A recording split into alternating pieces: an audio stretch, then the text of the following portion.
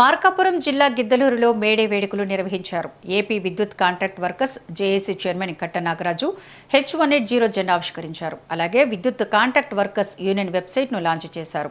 130 kV Giddalur, 130 kV Annampalli సబ్స్టేషన్లో కట్ట నాగరాజు, రమణ ఆధ్వర్యంలో వేడుకలు నిర్వహించారు. ఈ కార్యక్రమంలో కార్మికులు పెద్ద సంఖ్యలో పాల్గొన్నారు.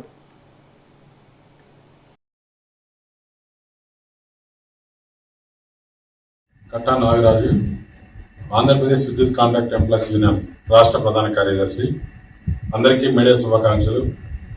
ఈరోజు రాష్ట్ర వ్యాప్తంగా ఈ యొక్క విద్యుత్ సంస్థలైనటువంటి ఏపీ జెన్కో, ట్రాన్స్కో, డిస్కామ్ కంపెనీల్లో దాదాపు 25,000 మంది కార్మికులు సంస్థలో పనిచేస్తున్నారు అవుట్సోర్సింగ్ విధానం అనేటువంటి కేవలం ఒకే ఒక కారణంతో కార్మికులకు రావాల్సినటువంటి ఏ బెనిఫిట్ కూడా కార్మికులకు చేరటం లేదు.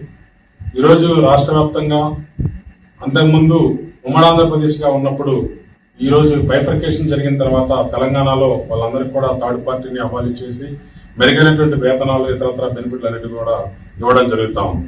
ఈరోజు ఆంధ్రప్రదేశ్లో కూడా ఆంధ్రప్రదేశ్ రాష్ట్రంలో విద్యుత్ సంస్థలో పనిచేస్తున్నటువంటి కార్మికులందరినీ కూడా సంస్థలో విలీనం చేసుకుని రెగ్యులర్ చేయాలనేటువంటి డిమాండ్తో రేపు రానున్నటువంటి రోజుల్లో మేమందరం కూడా ప్రత్యక్షంగా పాల్గొనాలని కార్మికులందరూ కూడా పిలుపునిస్తాం.